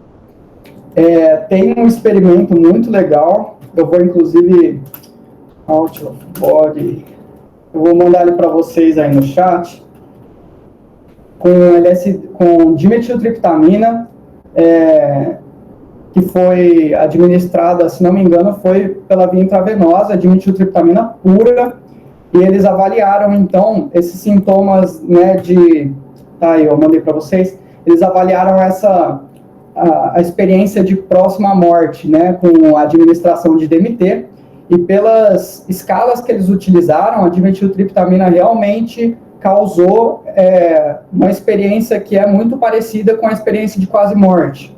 Então, esse efeito acontece mesmo. Com a dimetiltriptamina pura, parece que ele é mais intenso do que com a ayahuasca, exatamente por esse fato, assim, essas experiências fora do corpo, né? As pessoas relatam isso com a ayahuasca também, mas a dimetiltriptamina pura, pelo fato dela ser fumada ou injetada por uma via intravenosa, é um efeito muito forte, muito rápido, né? Então, o fato dele ser muito forte é o que faz aparecerem mais essas experiências, né? As pessoas relatam nesses grupos de ayahuasca ter esse contato com seres divinos e tudo mais, então essas experiências realmente acontecem. Não tem um jeito da gente analisar, a gente não entende realmente o que está se passando, cientificamente falando, na cabeça das pessoas com esse tipo de experiência, mas elas acontecem sim. Eu acho que a gente ainda precisa de mais investigações em como a consciência funciona para realmente desvendar os mistérios que acontecem quando esse tipo de experiência se passa. Muito obrigada pela resposta. A próxima pergunta é da Letícia. Ela deseja uma boa noite e elogiou a palestra. E ela gostaria de saber como ocorre a testagem dos psicodélicos em laboratório, se são usados em animais. Como que ocorre a testagem? Isso. Como assim, como ocorre a testagem? Como que se consegue a substância? Como que são feitos esses experimentos? Eu acredito que seja para saber os efeitos que ele causa. Ou, não sei, se ela puder falar no chat. Por favor. Como são feitos e feitos? Como são feitos os testes? Em animais, você está perguntando? Então, os estudos a gente chama de pré-clínicos, né? Esses estudos em animais. Normalmente, esses estudos são voltados mais para uma parte farmacológica do mecanismo de ação das substâncias, né? Então, por exemplo, aquele estudo que eu mostrei para vocês com a ketanserina, que é o antagonista 5-HT2A, ele foi feito antes de ser feito em humanos, em animais. Se não me engano, inclusive, foi em ratos. E quando você quer investigar, por exemplo, onde que a substância se liga, o que impede, né, o que seria um antídoto para o efeito dessa substância, você faz isso em animais, que são exatamente essa parte farmacológica. Porque não dá para você investigar essas ocorrências, por exemplo, que nem perguntaram, né, dessa sensação de sair do corpo. Não tem como você medir isso num animal. Então, esses estudos só são feitos com pessoas que conseguem responder escalas que medem esse tipo de efeito, né? Mas, assim, nossa, perdi o ponto que eu ia falar. Nos animais, a gente tem esses estudos farmacológicos e eles são esses estudos, assim, de segurança que são feitos antes de você fazer os estudos com pessoas, né? Tem as fases todas dos ensaios clínicos, né? Os estudos pré-clínicos para você ver se tem qualquer efeito.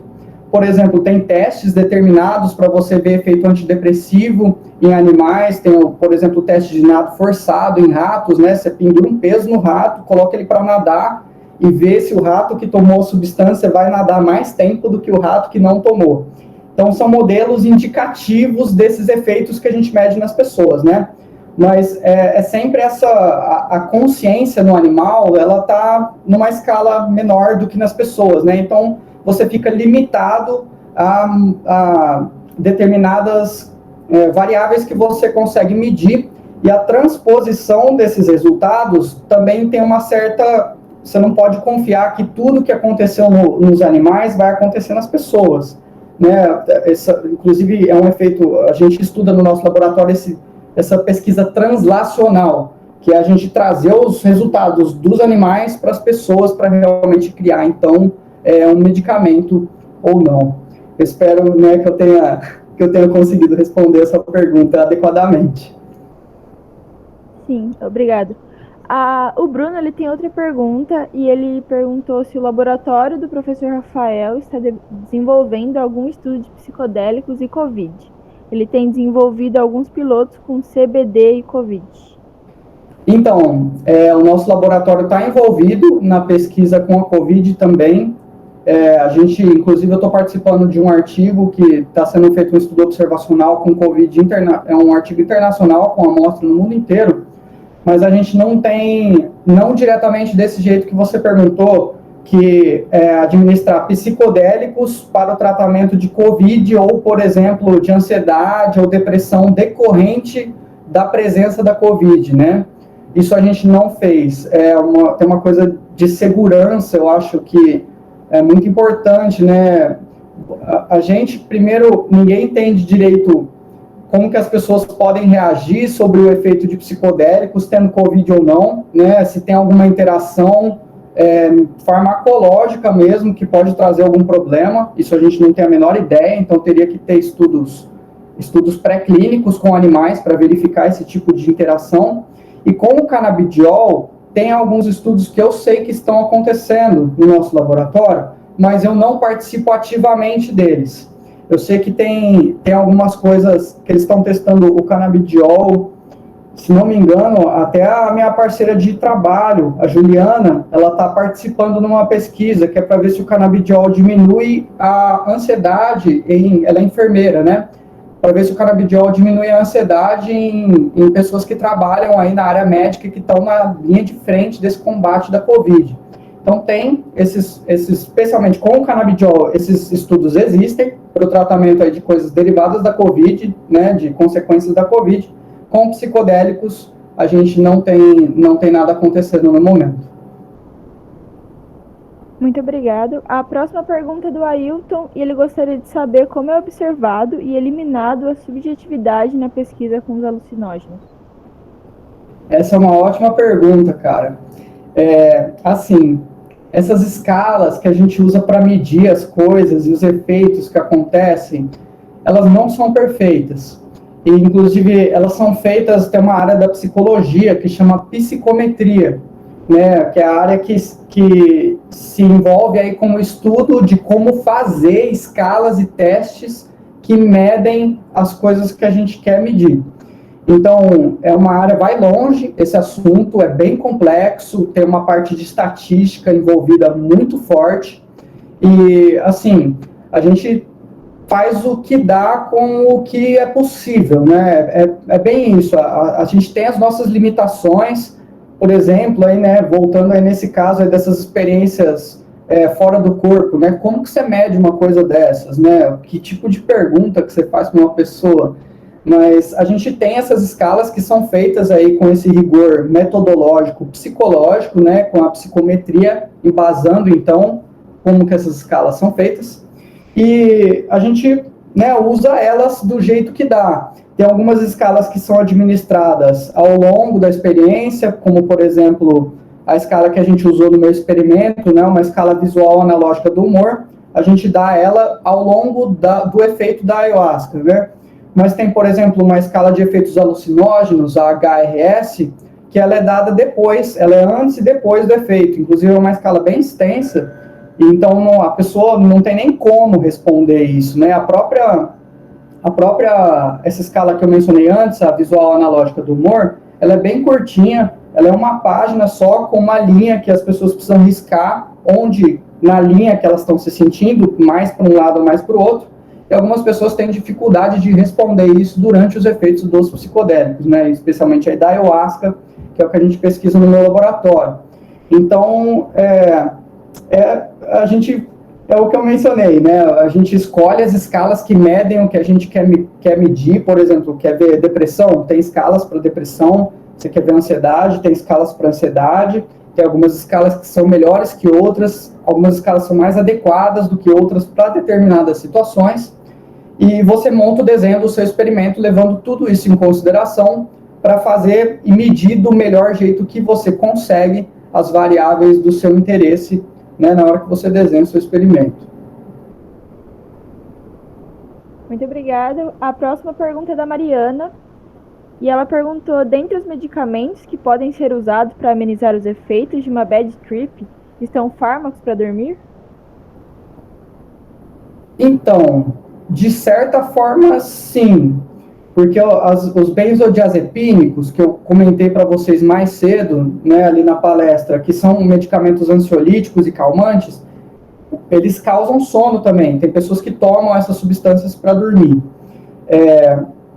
Assim, não é, como eu mencionei, eles não são medicamentos eles não vão combater a bad trip em si. Eles vão só fazer com que a pessoa fique mais calma durante tudo aquilo que está acontecendo, né? O que seria realmente um antídoto, né, para uma bad trip seria um antagonista 5-HT2A, que nem a ketanserina, porque ela vai impedir que o psicodélico realmente produza os seus efeitos. Você vai na raiz do problema e corta ele, né? Então, mas não tem nenhuma dessas substâncias aprovada ainda para uso. Eu sei de alguns laboratórios na Europa que estão pesquisando esse tipo de substância para ter como se fosse um antídoto, né, para a experiência psicodélica, no caso de ocorrer uma bad trip, mas nada que tenha sido aprovado ainda. Esses estudos estão sendo feitos, né? Então, de forma resumida, né? Sim, os medicamentos, alguns deles que podem ser utilizados, causam sono, mas não é por isso, né? O sono é como se fosse um efeito colateral do medicamento. Ele não é, você não está dando aquilo para fazer a pessoa dormir enquanto ela está na experiência, né? É isso. Obrigado. A próxima é da Thalita. Ela parabenizou pela palestra e disse que a pergunta dela é a seguinte: naquele estudo que você citou, que o uso da substância, ela não lembra qual, diminuiu a depressão, como vocês observam que houve essa diminuição? É somente com o tratamento psicológico dos pacientes? Então, exatamente aí, juntando aí na resposta que eu dei da pergunta do Ailton, a gente tem essas escalas que medem depressão, né? Então, você pega os voluntários, antes do tratamento, você aplica essas escalas e testes neles, eles respondem, são respostas mesmo, a pessoa que, no fundo, é a própria pessoa que está falando mesmo como ela se sente. Não tem como um pesquisador medir isso diretamente, como se a gente tirasse uma amostra de sangue, né? E medisse ali a concentração de certos alcaloides. Isso não existe com essas variáveis psicológicas, né? Então, você dá essas escalas para essas pessoas, elas vão responder como elas estão se sentindo, aí você aplica o seu tratamento, né? Seja aí um estudo cego, você aplica o placebo, aplica aí o seu tratamento ativo ou não, e as pessoas, depois desse tratamento, vão novamente preencher essas escalas. E aí você compara antes, né, delas tomarem o tratamento, depois do tratamento, e se os níveis, que é exatamente aqueles gráficos que eu mostrei para vocês, né? A pontuação nessa escala que vai mostrar se houve ou não redução em sintoma de ansiedade e depressão, né? Então, como eu mencionei, essas escalas não são perfeitas, exatamente porque tem todo esse negócio, você tem que perguntar para a pessoa, né? Cada pessoa se avalia de um jeito, mas o melhor que a gente consegue fazer são essas escalas, né? E é somente com tratamento psicológico. Então, essa segunda parte da sua pergunta tem assim, a gente pode administrar num paciente depressivo só o tratamento farmacológico, A gente pode administrar só um tratamento psicológico, como terapia, mindfulness, né? Tem várias técnicas psicológicas para melhorar esse sintoma de depressão. Ou você pode administrar os dois juntos, que eu acredito que é como os psicodélicos vão eventualmente se tornar um medicamento. Porque não vai ser uma substância que você vai dar para a pessoa tomar em casa. Ela vai ter que ir no hospital tomar e provavelmente vai ter um acompanhamento de um profissional, um psicólogo, um psiquiatra ou alguém qualificado para fazer esse acompanhamento, que vai estar junto com a pessoa quando ela estiver passando pelos efeitos.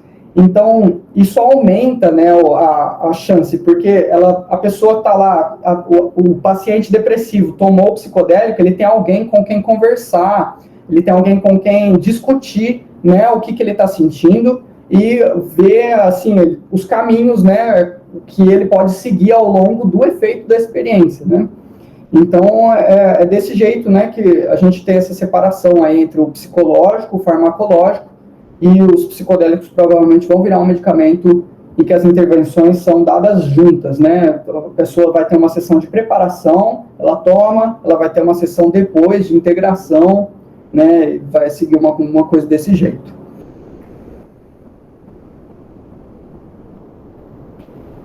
Posso seguir para... Obrigada. Pode, se você quiser ler, pode. A Gabriela, né, perguntou, obrigado pelos parabéns. Gostaria de saber se tem alguma previsão para essas substâncias serem utilizadas como fármacos no mercado. A psilocibina e o MDMA, que, né, não faz parte da palestra, são os dois que estão mais próximos de se tornarem medicamentos. Desse jeito que eu mencionei, fazendo essa terapia, né, essa terapia junto com a administração do fármaco. Eu acredito que em menos de 10 anos 10 anos eu estou falando assim, é um tempo longo.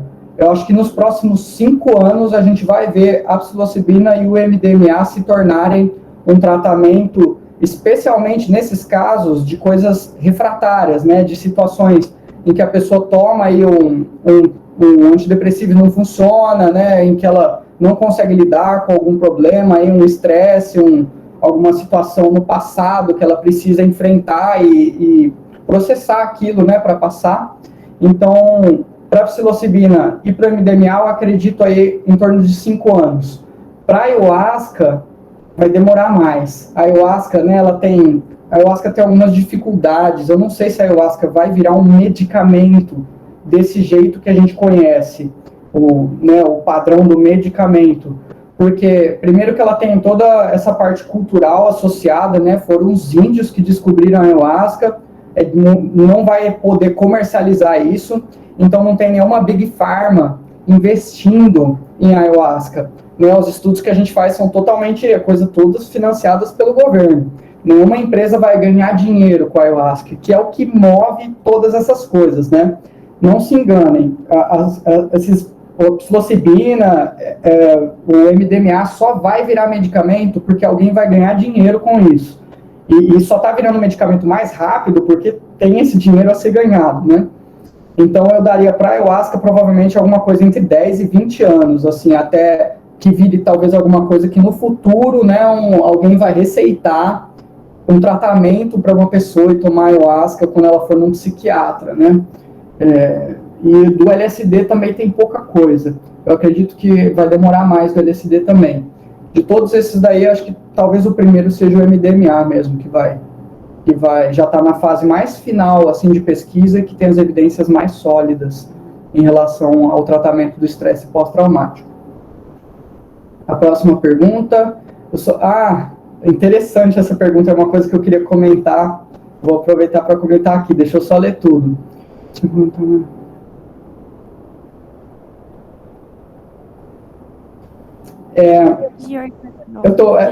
interromper. Oi. É a Janaína, presidente da Jabu desse ano. Uhum. A gente está com um tempo um pouquinho curto, só para terminar de responder essas questões aqui que o pessoal mandou, eu gostaria que você fosse um pouquinho mais sucinto, que ainda a gente tem que dar um intervalinho para começar a próxima, se possível.